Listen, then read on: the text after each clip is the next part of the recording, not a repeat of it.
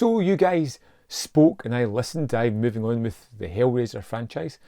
What I kind of like about this is I know it's not continuation after, say, part 4 maybe. It all kind of becomes its own things, so I believe.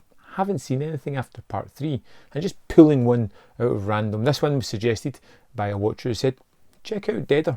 I think it's a rather good Hellraiser movie. And you can definitely see the repurposed a lot of material here to kind of shoehorn Hellraiser, Pinhead and the Cenobites into this story, and it doesn't quite work all the time, but it creates a kind of fun movie of sorts. We follow Amy Klein, who is an investigative journalist with a little bit of a grunge gothic side going about, because that was what was happening at the time this movie was made. She's a London reporter. She's tasked with finding out more about this strange tape that they've received in the newspaper's headquarters. In this tape, it shows a group of cult-like individuals as a woman shoots herself in the head and is revived, brought back to life by this cult leader. Amy goes on a mission to find out what the hell is going on and why are these people coming back to life when really they should be dead. Of course, along her investigation, she's going to find the Lament configuration box, and there'll be some Cenobites in it at some point, probably the last 10 minutes I think it was in this one. But I kind of enjoyed this.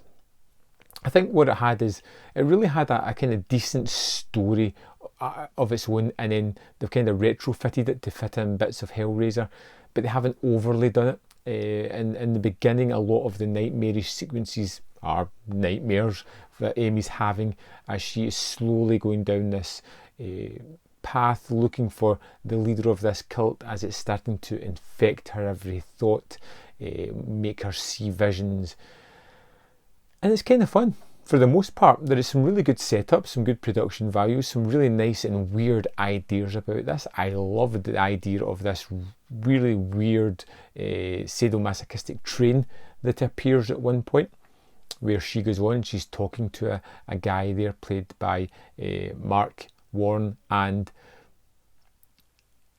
it's just weird. It's weird that it's just coming through a regular train station.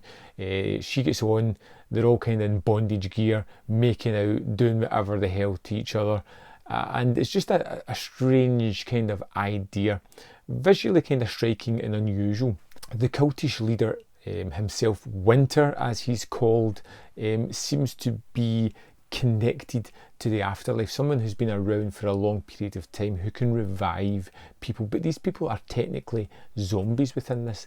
They are dead, they've been infected and brought back to life, but they've kind of lost what makes them them. And there's some wonderful scenes of gore and blood and guts. There's a moment where Amy's kind of having a nightmare and wakes up as if someone stabbed a knife through her. There's still a knife there, the blood's everywhere. They're in a clinically white tiled bathroom, and the red smearing of blood and the increased amount of blood is just disgusting and yucky, and just adds to the fear of this. And it turns out to be real. She has been stabbed from the back, right through her chest and her heart, and yet is somehow alive, and goes on a quest more to find out about the Winter character. As I said, I believe this was a story that was retrofitted, and we have the character and the Cenobites, Pinhead and the Cenobites, kind of forced into this one through various dream sequences where he's kind of taunting and being menacing. Doug Bradley doing awesome work as per usual, but it just feels tacked on, and even the end of the movie feels a little bit forced and unnecessary, and just one of those things that just, they have to do it because it's a Hellraiser movie, but it feels kind of typical of the Hellraiser franchise and doesn't add anything much really to it. I kind of liked this movie for what it was. I liked the character of Amy. I thought it was interesting enough. You could kind of see that typical newspaper dogged past trauma, always fighting for the truth kind of character. It was interesting enough. There was enough side characters to make it really kind of fun. I had some interesting sequences, particularly in the psychiatric hospital, which I thought was quite good, playing a is it not kind of fashion with her mental stability. All in all, I kind of enjoyed it.